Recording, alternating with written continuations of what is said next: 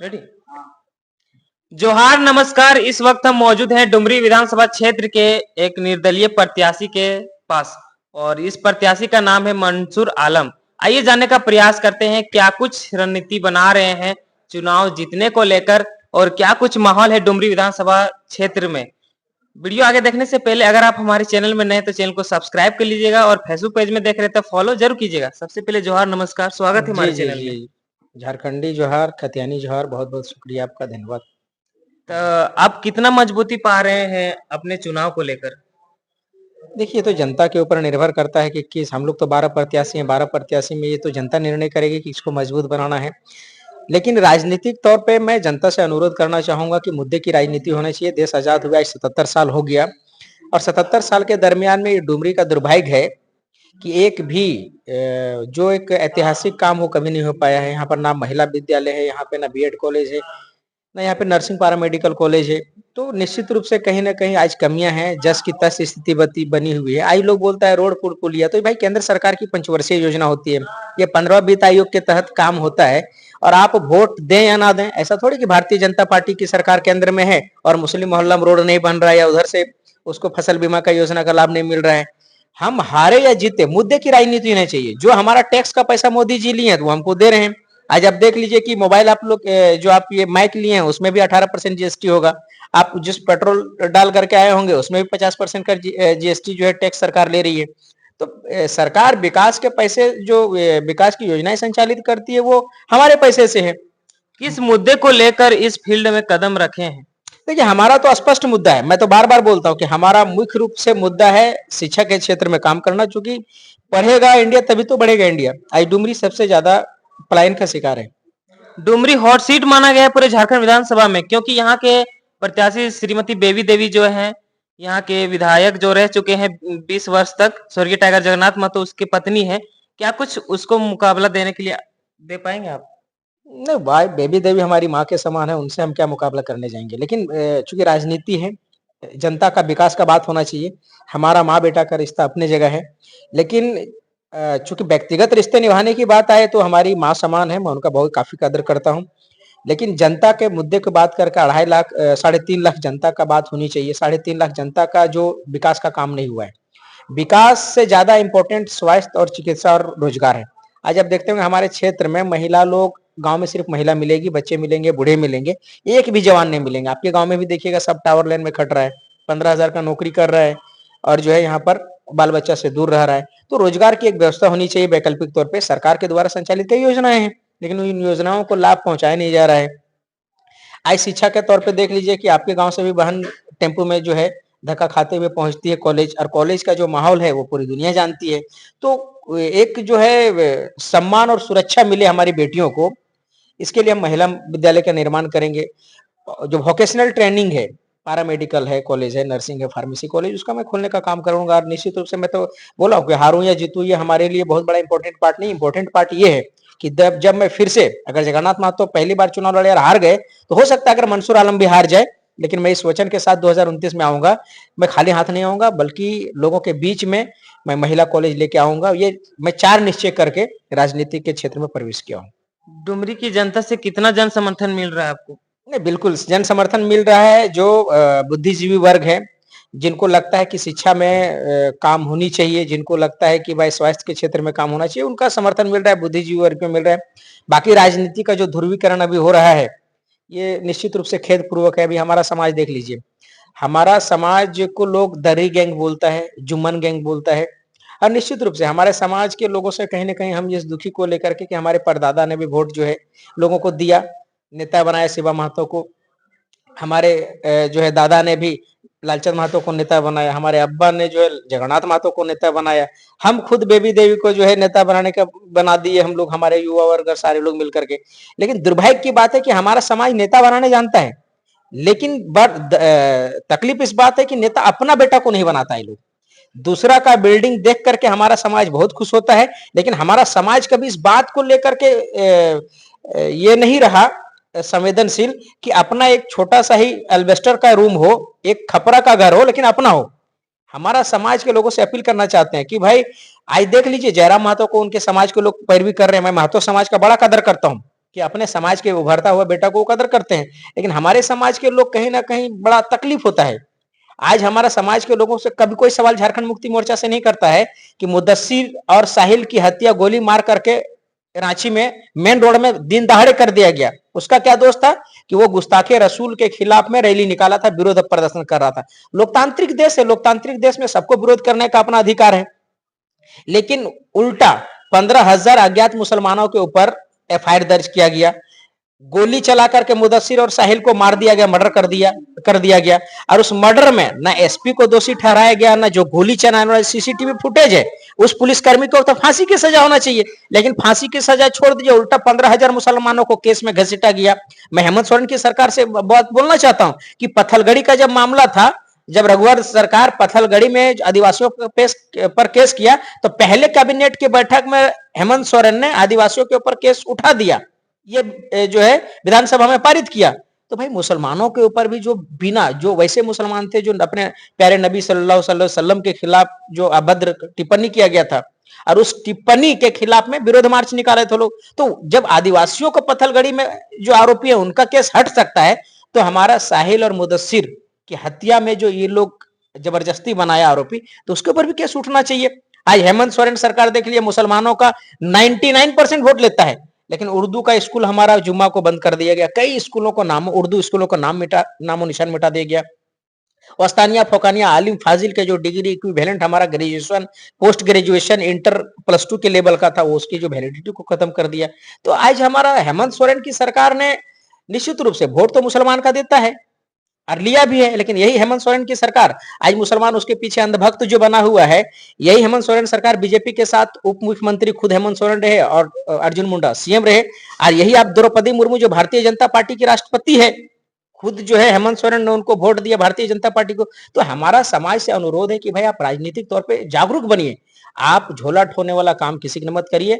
हम आज राजनीति में आए हैं, अगर आज हम चुनाव नहीं लड़ते ना किसी को झोला उठाना पड़ता, तो मैंने ये बात ठाना है कि मैं झोला किसी भी परिस्थिति में नहीं उठाऊंगा। अपना दूसरे का बिल्डिंग मैं नहीं देखूंगा कि कोई विधायक और दूसरे को मंत्री बनाएंगे। मैं मंसूर आलम एक अपना झोपड़ी बनाऊंगा, एक एल्वेस्टर का रूम बनाऊंगा, लेकिन वो मेरा अपना रहेगा, हमारे अपना समाज का रहेगा। और हर समाज को अपने अपने लोगों को डुमरी की जनता के लिए क्या योगदान रहेगा आपका अगर जीत के आते हैं तो? नहीं, मैं तो जीतू या हारू, मैं तो 4 चीजों को लेकर के चला हूं, ये मेरा पंचवर्षीय योजना है। जीतू या हारू? जीतू या हारू, मैं 4 निश्चय लेकर के आया हूं। मैं अंतिम दम तक महिला college, BEd college, nursing college, paramedical college, pharmacy college और 500 बेरोजगार युवाओं को नौकरी से जोड़ने का काम करूंगा। ये 4 काम मैं 5 साल में करने का काम करूंगा। 20 वर्ष तक के राजनीति में क्या कुछ नजर आई विकास? आप विकास कहाँ देख रहे हैं? विकास तो भाई रोड बनना, ये विकास ठेकेदारों का विकास है। पुल पुलिया बनना ठेकेदारों का विकास है। आम जनता का विकास तब है जब किसी का डिलीवरी होती है और वो गरीब का जाकर के सरकारी हॉस्पिटल में डिलीवरी फ्री ऑफ कॉस्ट होता, तब मैं जनता का विकास हुआ हूँ। आज देख लीजिए, एक नॉर्मल डिलीवरी का आतंक मचाए हुए प्राइवेट नर्सिंग होम वाला 15,000 रुपया 20,000 रुपया ले रहा है। अगर एजुकेशन हमारा बीएड फ्री का होता, आज देखिए 2 लाख रुपया लोग पैसा लगा करके बीएड कर रहा है। कोई नर्सिंग कॉलेज अगर जीएनएम करता 4.5 लाख, गरीब का बच्चा कहाँ पढ़ेगा भाई? रांची में पढ़ाने का पैसा नहीं। विकास तब होता जब यहाँ पर अस्पताल अच्छा रहता, nursing college, paramedical college, BEd college, basic जो इंफ्रास्ट्रक्चर है वो डेवलप विकास होता है। डुमरी विधानसभा की बात की जाए तो यहाँ के वोटरों का मुस्लिम समुदाय, आदिवासी और कुछ महतो वोट अधिक मात्रा में जेएमएम क्यों जाती है? क्या आप भी एक मुस्लिम समुदाय से आते हैं, क्या आपको मुस्लिम समुदाय के लोग सपोर्ट कर रहे हैं? जिस बिल्कुल सपोर्ट हमारा लोग कर रहा है, और जो नहीं कर रहे उनके लिए मैसेज तो हम तो दे चुके हैं भाई, कि दूसरे को आज तक हमारे लोग नेता बनाए हैं, एक बार मंसूर आलम को नेता बना दीजिए। हम 12 प्रत्याशी खड़ा है, 12 प्रत्याशी में 11 हारेंगे, 1 जीतेगा जी। 1 जो जीतेगा वो विधायक कहलाएगा, 11 जो हारेंगे वो नेता कहलाएगा। तो भाई इस बार मंसूर आलम को अगर आप कुछ नहीं कर पाए तो इतना सम्मानजनक वोट आप दे दीजिए कि मैं नेता कहला सकूं और आपके जन मुद्दों को लेकर के एसपी के साथ, डीएसपी के साथ, डीसी के साथ आपके मुद्दे को लेकर के मैं संघर्ष रह सकूं। आज जो आप म्यूटेशन को लेकर के 20,000 रुपया देते हैं, रसीद कटाने का नाम पर 30,000 रुपया देते हैं, प्राइवेट हॉस्पिटल में आप लेकर के जो है 50,000 रुपया सिजेरियन डिलीवरी कराते हैं, मैं आपके मुद्दे को लेकर के, जन संघर्ष के मुद्दे को लेकर के मैं हमेशा आंदोलनरत रहने का काम करूंगा। इस विधानसभा की बात की जाए तो यहाँ के त्रिकोणीय मुकाबला बोला जा रहा है और काफी चर्चित में बेबी देवी जेएमएम पार्टी, जेलकेम से जयराम मातो और आसू से असोदा देवी है। जयराम महतो को आप किस नजर से देखते हैं? देखिए, जयराम महतो निश्चित रूप से जो मुद्दे को लेकर के हैं, उनके मुद्दे को मैं भी लेकर के आंदोलन किया हूँ। भाषा जो है मगही भोजपुरी नाई चलतो, 60-40 नाई चलतो, तो वो बोलते थे, हम भी बोलते थे और निश्चित रूप से आंदोलन का शुरुआती जो भाषा और खतियान आंदोलन था, मैं उसमें सहयोगी रहा हूँ, कई जगह आंदोलन के मैं सहभागी रहा हूँ और जयराम महतो अगर आंदोलन कर रहे हैं और अगर वो चुनाव लड़ रहे हैं या जीत जाएँ या मैं जीत जाऊँ, तो दोनों का तो बात हम लोग झारखंडियत की मतलब लड़ाई लड़ रहे हैं। कुछ-कुछ मिलता-जुलता उसी से बिल्कुल, है। हमारा विचार झारखंडी को लेके विचार है। जयराम महतो को कोई व्यक्तिगत विचार नहीं है भाई क्या 1932 का खतियान चाहिए। ये तो पूरे झारखंड के लोगों का ज़रूरत है। तो भाई मैं पूरी जब झारखंड की जनता आवाम की है ज़रूरत, तो मैं उस आवाम की ज़रूरत और आवाम के मुद्दे के साथ में खड़ा हूँ। आपसे सामना किससे होगी? मेरा सामना जो शिक्षा पे बात करेगा उसके साथ होगा, मेरा सामना जो स्वास्थ्य के बारे में बात करेगा उसके साथ होगा, मेरा जो सामना है जो जन मुद्दों को लेकर के आज देखिए विधायक मंत्री लोग बन के जाता है, लेकिन आज ब्लॉक में देख लीजिए आरा छपरा बलिया को अफसर आकर के म्यूटेशन के नाम पर 50,000 रुपया, प्रधानमंत्री आवास के नाम पर जो है 20,000 रुपया, कहीं रोड पुल पुलिया चापाकल बन रहा था 5,000 रुपया।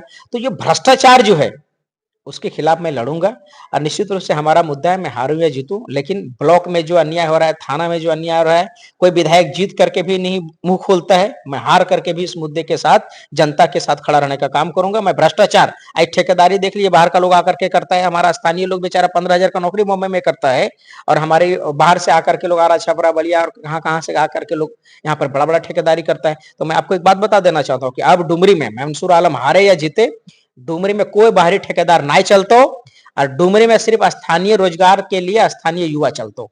प्रवासी मजदूर के लिए आपके नज़र में आप किस नज़र से देखते हैं प्रवासी मजदूर बड़ा को? दुख है, प्रवासी मजदूरों के साथ बड़ा दुख है, बड़ा पीड़ा है। वो अपने दूध-मुहे बच्चों को छोड़ करके लोग जाता है, बाल बच्चे को छोड़ जाता है, बूढ़ी माँ-बाप को छोड़ के जाता है, बच्चा को छोड़ के जाता है और वो बेचारा 10,000 रुपया कमाता है, 20,000 रुपया कमाता है, जिसमें आधा खर्चा हो जाता है और वो सिर्फ जद्दोजहद अपने 10,000 रुपये के लिए करता है, जिससे अंततः उसकी ज़िंदगी खत्म हो जाती है, कोई बड़ा उद्देश्य का वो प्राप्ति नहीं कर पाता है।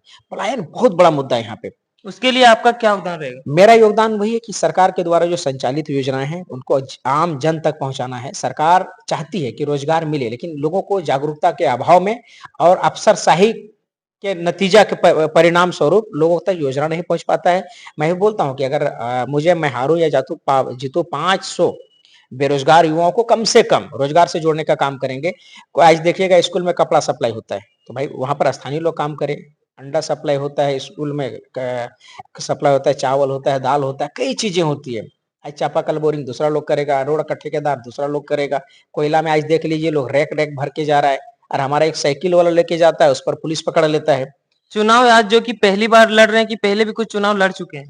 नहीं, चुनाव तो भाई राजनीतिक जीवन में 2010 से हूँ। हुँ। जब पंचायत प्रतिनिधि में हम हुआ करते थे, फिर जिला परिषद के चुनाव बड़ा कम मार्जिन से हम रनर रहे। तो राजनीतिक क्षेत्र में तो मैं सक्रिय हूँ और निश्चित रूप से राजनीति हमारा लोगों से संपर्क साधने का एक ज़रिया है, राजनीति हमारा व्यापार का कोई ज़रिया नहीं है और ताउम्र मैं जनता के साथ में रहूँगा और हमारा जो एक सपना है कि यूनिवर्सिटी की एक स्थापना हो, ये सपना हमारा पंचवर्षीय योजना में शामिल है, लेकिन वो इन फ्यूचर की प्लान है। अभी वर्तमान में 2025 में मैं within 6 month I will start the women's college in Dumri assembly constitution. परिवारवाद पार्टी नहीं चलेगी, इस पर क्या आपका सोच है? देखिए, परिवारवाद से बड़ा मुद्दा यहाँ पे जातिवाद का है। परिवारवाद डुमरी में जगन्नाथ महतो 20 साल से हैं। जी। तो 20 साल और 70 साल से यहाँ पे महतो समुदाय के लोग विधायक बने हैं। महतो समुदाय से मेरी नाराजगी कुछ नहीं है। लोग बोलते भी है कि आप महतो से क्या पीड़ा है? भाई पीड़ा नहीं है। हमारे साथ रहने वाले सारे लोग महतो लोग हैं। मैं अधिकार और समानता के अधिकार की बात करता हूँ। 70 साल से एक ही जात लोग के लोग हैं। तकलीफ इस बात का नहीं है। हमारा कहना है कि यहाँ पे डुमरी विधानसभा में बरनवाल समुदाय लोग हैं, आदिवासी हैं, दलित हैं, भगत हैं, मंडल हैं, मुस्लिम हैं, तो सबको समान रूप से अवसर मिलनी चाहिए था। लेकिन अगर ठीक है विधायक आप बन जाते हैं, अगर महतो समुदाय तकलीफ उस बात का नहीं है, लेकिन ठेकेदार भी आप महतो समुदाय के बनाते हैं, आप विधायक प्रतिनिधि महतो समुदाय के बनाते हैं, प्रखंड अध्यक्ष बनाते हैं, विश्व स्तरीय अध्यक्ष बनाते हैं और सारे पद एक ही समुदाय के लोग देते हैं। ये कहीं न कहीं एक विध्वंसकारी चीजें हैं। अभी लोकसभा में परिणाम देख लीजिए, झारखंड मुक्ति मोर्चा को मात्र 51,277 वोट मिला। मुस्लिमों ने 100% वोट दिया। मुसलमानों का लगभग 45 से 48,000 वोट झारखंड मुक्ति मोर्चा को मिला और आदिवासियों को जो है 4-5,000 वोट मिल गया। तो 51,000 वोट आपको सिर्फ आदिवासी और मुस्लिम का मिला। लेकिन एक भी मुस्लिम को आप विधायक प्रतिनिधि नहीं बनाए, मंत्री प्रतिनिधि नहीं बनाए, तो बाकी आपका महतो वोट मिला कहां? तो जब महतो वोट आपको मिला नहीं, तो भाई जो आपको वोट दिया उसको आप उसको रिजल्ट देने का काम करिए। जो वोट आपको दिया उसको सम्मान देने का काम किए। मुसलमान आपको वोट दिया तो मुसलमान को आप पद दीजिए। मुसलमान को एक भी पूरे इतिहास देख लीजिए कि एक भी मुस्लिम समुदाय या बर्णवाल समुदाय या दूसरे अन्य समुदाय से कोई ठेकेदार डुमरी में नहीं पैदा हुआ। जितना ठेकेदार पैदा हुआ सब एक समुदाय के लोग। मैं इसलिए बोलता हूं कि समानता, ये लोकतांत्रिक देश है। यहाँ पे राजशाही, परिवारवाद और जातिवाद का कोई जगह नहीं है। यहाँ पे सबको समान रूप से जगह मिलनी चाहिए। मैं इस मुद्दे को उठा रहा हूं, मुझे पता है कि कई लोग मेरा विरोध भी करते हैं और करेंगे भी, लेकिन आज अगर हम नहीं बोलेंगे, आजादी का 77 साल हो गया, किसी ने इस मुद्दे को नहीं उठाया। मैं जानता हूं कि आज मैं लड़ाई लड़ रहा हूं, इसका परिणाम हो सकता है 5 साल के बाद लोगों को मिले, लेकिन निश्चित रूप से कल सारे लोग अधिकार की बात करेंगे और अपने अपने हिस्सेदारी की बात करने का काम करेंगे। बांग्लादेशी घुसपैठ के बारे में क्या सोच रखते हैं आप?